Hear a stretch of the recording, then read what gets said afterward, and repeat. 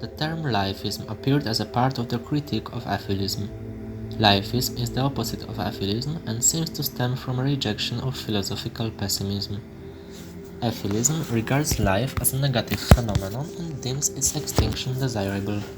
Lifeism views existence as something worth continuing and is opposed to actions intended to accomplish the erasure of life. Outlining a clear dichotomy between these two currents of worldviews by presenting them as mutually exclusive terms may provoke the undecided to take their position and consider their vision of the world, perhaps redefining some of its elements. When accepting any of these views, one has to take into account the logical consequences of adopting them. Both lifeism and atheism have controversial and often very uncomfortable elements for the human psyche, and the choice between approving of extinction, accepting the lack of future suffering and satisfaction, and approval of continuing or spreading life, accepting a huge amount of suffering and satisfaction, is not obvious if we try to consider both options from the position of suspension of judgment. Lifeism is, in contrast to atheism, the claim that conscious and sentient life is worth spreading or continuing. Life has a value in itself, or some values make the creation of a conscious or sentient life legitimate or morally good. The declared goal of lifeism is not that ultimately life to be erased, but its duration and continuation as long as possible. Lifeism, then, is not the notion that we should not be dying out now if we want to prevent as much harm as possible by keeping civilization alive for the ultimate sterilization of space.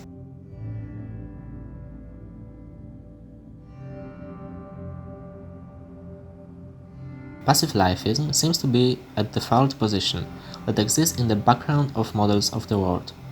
Perhaps for this reason, it was not widely recognized as a certain philosophical position, being an automatic axiom.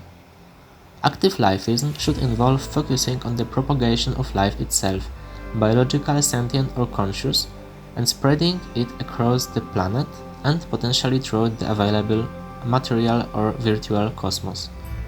Lifeism, therefore, argues that life must be maintained or proliferated. The extinction of life is seen as a negative phenomenon, in theory, even if it was not at the cost of any suffering. Lifeism in practice should imply the recognition of nature as valuable, as well as taking steps to preserve it, protect it from destruction, and reconstruct environments, although a hypothetical futuristic lifeist could object to the protection of our nature if using its resources could result in the creation of more life, like the colonization of other planets or virtual worlds. The idea of filling the future cosmos or virtual worlds with life is inherently extremely lifeistic. Certainly, in abstract scenarios, we can imagine actions that do not fit the definitions of lifeism nor atheism. For example, post-biological intelligence, post-humanism, extreme transhumanism, whose representatives are immoral but do not create new life, or in some exotic case a collective mind engulfing other minds to make them a part of some cosmic unity. Sometimes it can be useful to distinguish between weak lifeism, considering life something that we should not or must not destroy, but it's not advisable or necessary to spread it and propagate it in space or virtual worlds. A strong lifeism would argue that we should fill the universe with life, and the idea of doing so is beautiful and valuable. The desire to fill the cosmos with intelligent life, presented by some transhumanists, probably qualifies as a strong lifeism. Though probably relatively widespread for its level of extremeness, a similar view would be extreme lifeism, that we have a moral obligation to spread life.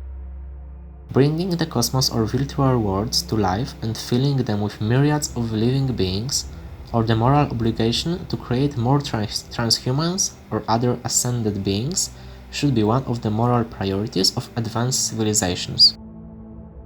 Thus, not only would it be a moral goal to preserve existing life, such as preventing climate catastrophes on, say, planets with alien life, but also to create new such planets would be a moral goal. In terms of approaching biological life in the form that exists currently on Earth, lifeism can take two basic forms.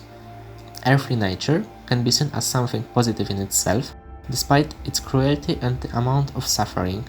despite the existence of overwhelmingly more pain, lack and torture, that there is satisfaction, gratification, pleasure and bliss in nature, it is worth continuing and spreading through its beauty, utility, potential or intrinsic value. Although 10 kittens for one adult ocelot have to be slaughtered, and many thousands of other animals must suffer agony before their death to keep one alive, the existence of the biosphere is worth continuing. Despite the original pointlessness and great pain, there is a good reason why we must not lead to the extinction of the biosphere. Therefore, nature is seen here as a value, despite or even because of the suffering that occurs in it. The second approach would, I believe, be the look of some transhumanists. Life has some value in itself or enables the existence of other values. Creating happiness and beauty, mystical experiences or consciously experiencing the universe or love may be some of them. Hedonism, philosophical as well as practical, and positive utilitarianism seem to operate from the perspective of this assumption, and both negative utilitarianism, tranquillism, and suffering-focused ethic are technically compatible with this claim.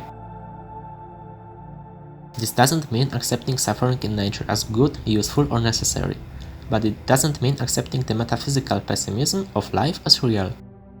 The suffering of humans and animals today is a price, dreadful but necessary, to pay for the happy lives of transhumans and posthumans, as well as perhaps billions of other fulfilled lives in the cosmos to come.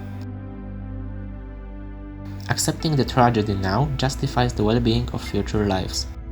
To deprive the future of such enormous potential to exist and experience the beauty, love, the light, and admiration of the universe's greatness would be to impoverish the cosmos, and having in our power to enrich the universe beyond imagination, certain sufferings are worth the achievement.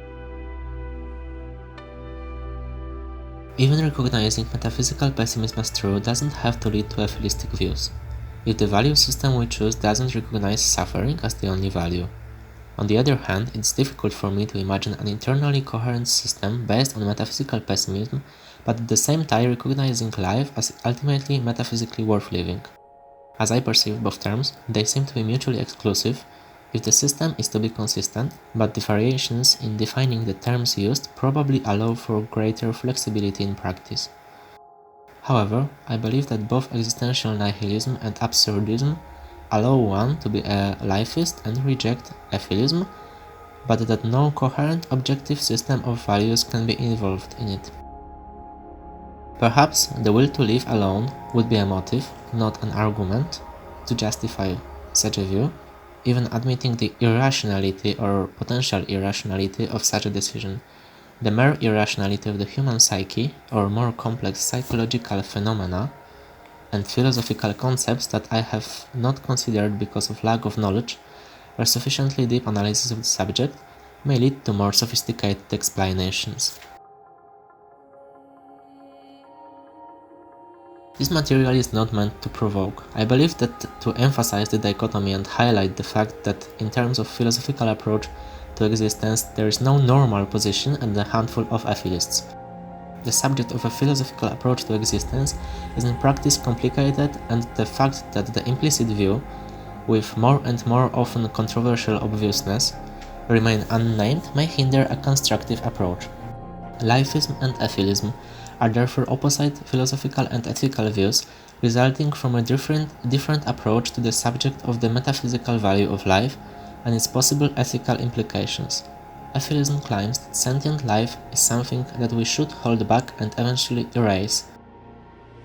The ultimate euthanasia or extinction of all life and the prevention of its future arising is posed as the moral goal of atheism. Lifeism says we mustn't do that, for several possible reasons, and usually because of the implicit or deliberate assumption that life itself is worth living.